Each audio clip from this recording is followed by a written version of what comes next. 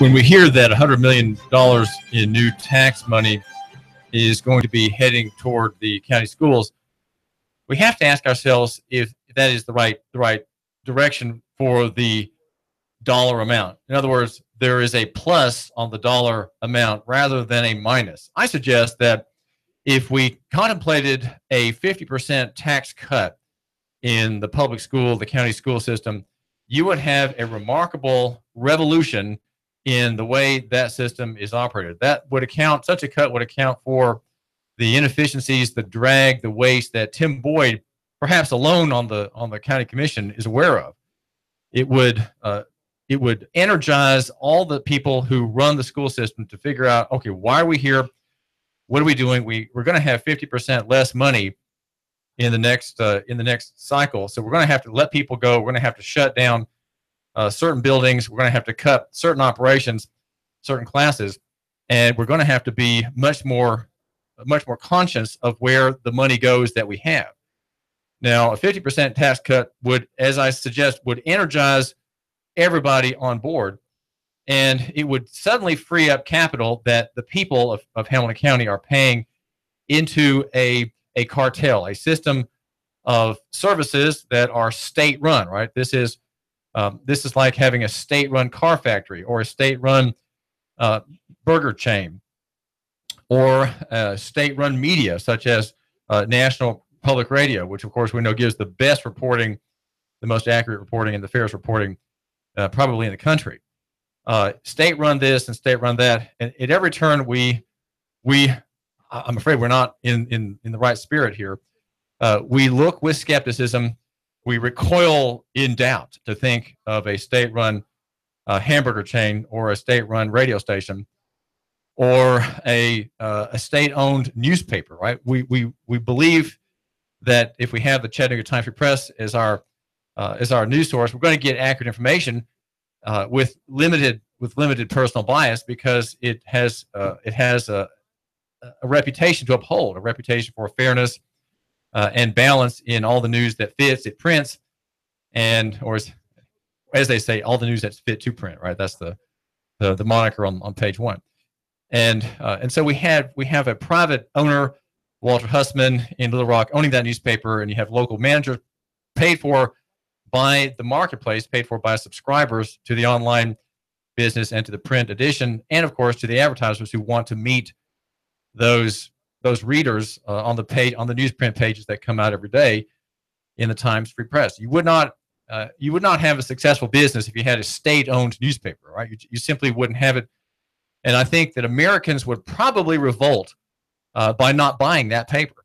It's possible, though I think Americans have been so mediatized and so have languished so long in their kind of weak mode of thinking that they might actually help keep afloat a state-owned Times-Free Press run by Nashville with always very favorable reports about the governor and scathing articles about competitors in the governor's race. Probably that's the kind of coverage you would get from a publication like that, and of course no hint of there being any kind of congenital problem in the maintenance of the state's operation, either on the school front or the tax front or the transportation front or the infrastructure, any other front. There would always be anodynous articles. Now, an anodyne, as explained to my 14-year-old son recently, an anodyne is a thing that puts you to sleep. It is, and so anodynous would be something that puts the reader of such a newspaper to sleep, something that makes him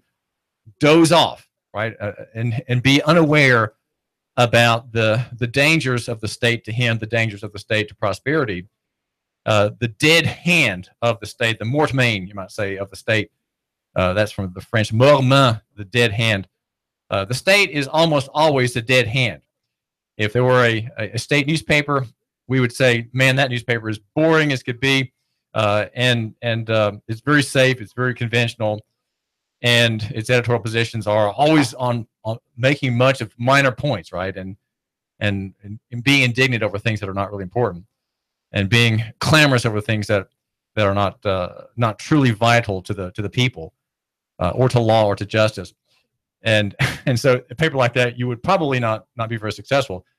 And yet, when it comes to the whole question of education, the need for children to be trained morally, to be trained in knowledge about how the world works, to be trained in the history of mankind, the nature of biological existence, the nature of interstellar existence, about everything from history to how government works. We trust that to the state to give us that service, and it's not, and we don't think of there being any inconsistency. Okay, we think that somehow it's okay for the county government to run schools as an agent of the state. We have a state school system, the state factory school. That is, I call it the state factory school because that I think is the most accurate in terms of economics. It is a cartel. These are factories, and the output of these factories are people who think like other people who are conventional, right? Who have similar vague ideas about how things should be, and but never, they're not really. No one's really taught in public school how things are, right? They're taught about ideals, and they're taught about certain lines of materialism are taught. Disregard for God, of course, a disregard for there being any external source of law to man.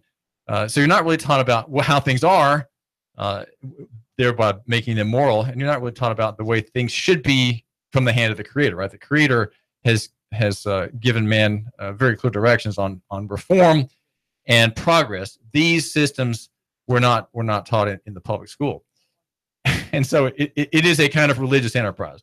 Well, should the county government grant a tax increase to the mayor who's petitioning for that, using some gains that come in the reassessment of property valuations? Should they allow those millions to be kept and not given back, as it were, to the taxpayer? And I would suggest that the county commission should step aside from legacy thinking, should step outside of its conventional line of thought, and think in the direction of a 50% tax cut. Now, I say 50% because if the county said, let's just, a 10% cut, a 1% cut, that would be too difficult. Okay, it would be much easier to propose a larger cut. A 50% tax cut is one that suddenly clarifies the issues, right? If to cut something 5%, that's just too hard. It would be harder to cut 5% or 2%, or to maintain the status quo. Those are too hard. It's easier to argue for a bigger thing, because it's easier to see and to put into highlight, to throw into clear view for the public, right, the taxpayers, what the benefits would be, and of course also to be able to argue the disadvantages. Now, there are people who would argue that a 50% tax cut for Hamilton County schools would be disastrous, right? That would be the teachers union, the TEA, and even members of PET, the public educators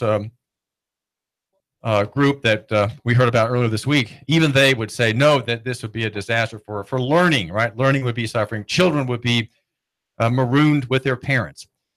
Parents would not be able to do anything because both parents work. What we have a situation in which both parents work because of government. These are government policies that have brought these things about over time. And because we have such high rates of taxation, we have such continuing loss of value in the dollar bill, at least 2% per year.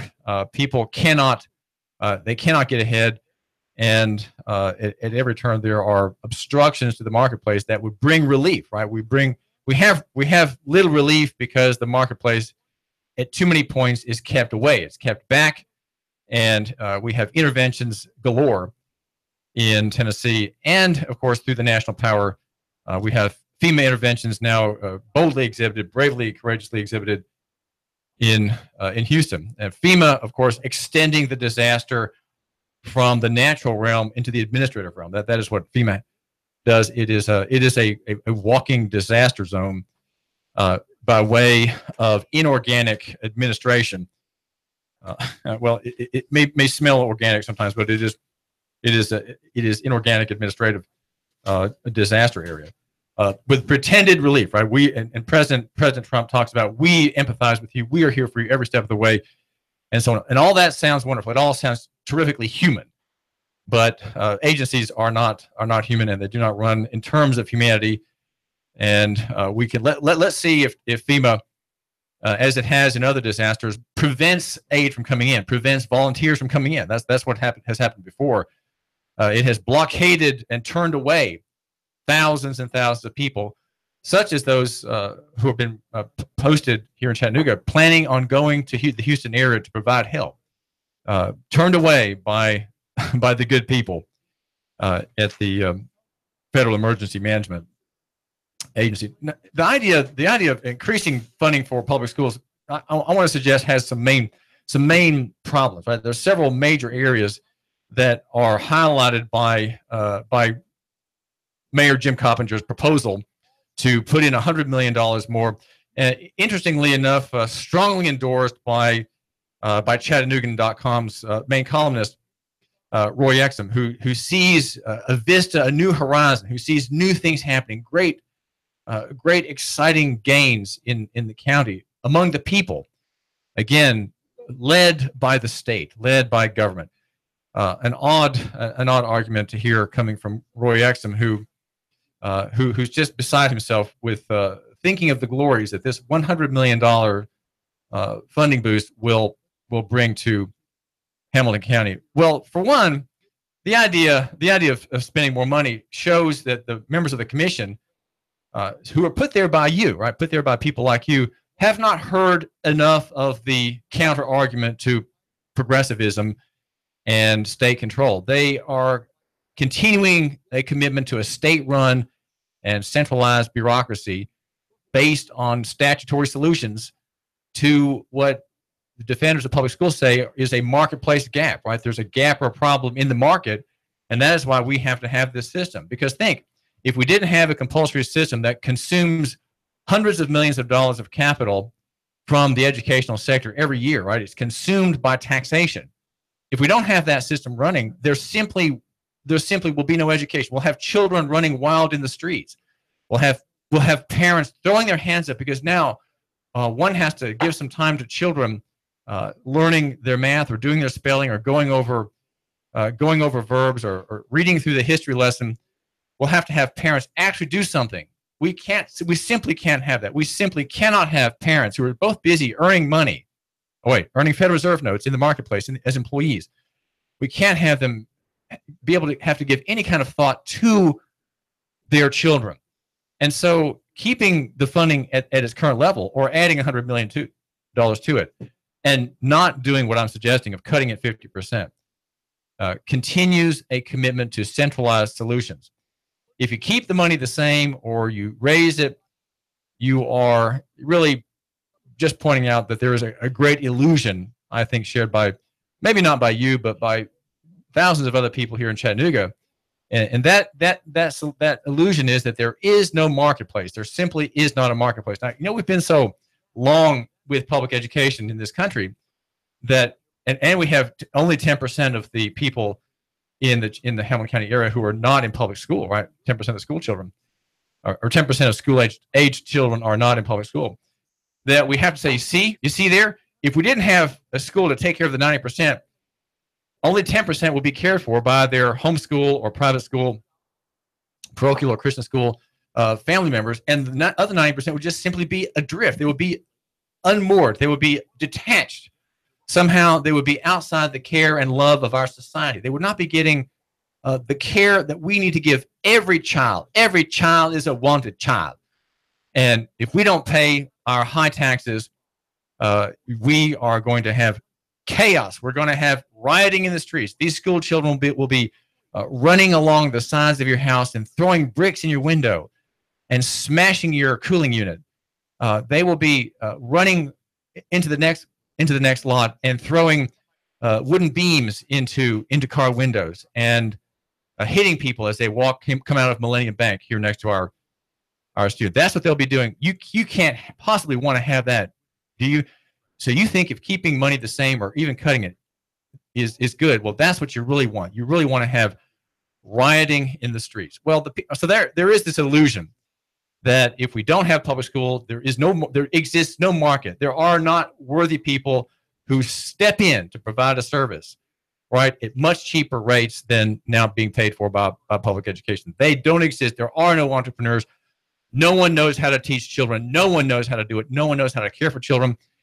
And if we don't run this school system paid for by compulsory taxation or against your property and against your retail and other transactions, you are inviting a riot. You are inviting chaos. You are inviting anarchy. That is what's implied in any suggestion that that my proposal for a 50% rate cut would bring. But in fact, it is just an illusion, right? We are living in fear. It is fear mongering, and it discounts. And here's the next point: it discounts you, my listener, and common people like you. You are not rational. You do not. You know, it's a rational thing to accept public education because think of this: you're forced to pay at gunpoint the tax. Okay, now that you've paid it. There's a free school system that springs up on the basis of that tax. And the administrators stand in the open door there near the flagpole, right, with the federal stars and bars waving and fluttering the breeze above them, looking across the courtyard to you and saying, come into my school. You have paid for this. This is already yours. It belongs to you. You've paid for it. This is your school. Come. And they hold out their arms, extending them as if to embrace you, as if to bring is your small child runs across the way to that waiting, loving-eyed teacher who scoops that child up into her arms and gives that child an embrace. We are so glad you belong to us. You are in our school now. We're going to take care of you. We'll have a good lunch, maybe a little bit of a nap, and then you'll have some nice classes, and then you can go home. That's the story. And that is, and because you're paying for it, you say, you know, that works too. I'll make that work. That's a good scene. That's a good picture. I'll buy that. And so it's as though the man who's robbed you says, you know, before I'll leave you, let me go and buy you a nice dinner. And you accept it because you say, well, you know, he's got the money. I might as well just accept it. It's as ridiculous as that, I think. You know, the rationale for public schools has long been forgotten. Originally, they were established by the Boston School Committee to in a kind of a deceit of Christian people. We need to have public schools to Americanize all these Catholic Irish immigrants and all these people from what was later to become the East Bloc.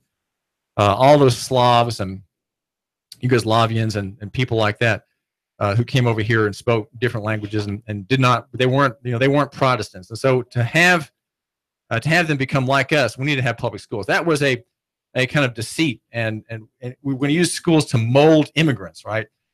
That rationale has long been forgotten, and so the rationale now has kind of morphed into one where we want people to be good citizens, right? We want them to be job ready. Schools are not about knowledge and wisdom, and they're certainly not about character. And there's certain they reject godliness. Okay, godliness is something that Hamilton County Schools rejects by law. It has to reject it by law. And so the reason we have these schools is because we want people to be good citizens. And look, after all, you are paying for it. It is the public school. And when it's put that way, you think, well, you know, it is right. You know, I want my child to have varied social experiences. I don't want my child to be isolated, and you know, our neighborhood school is pretty good, and in fact, I know the principal and I know a couple of the teachers, and it's okay. I don't want to. Maybe overall it's bad, but here in my neighborhood it's okay. That's always what people say. The parents always say that, and and so we're going to accept it. So that is you know, there's a loss of the original mission. For these centralized coercive systems.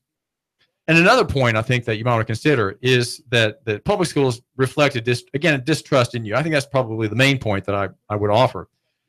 The public school system says that we have to run this system by force and compulsion because you, my listener, and people like you are not competent to come up with marketplace decisions using the capital that you would otherwise save, being able to spend maybe $2,000 or $3,000 per student as opposed to $11,000 or $12,000 per student, which is the billing in the public sector today.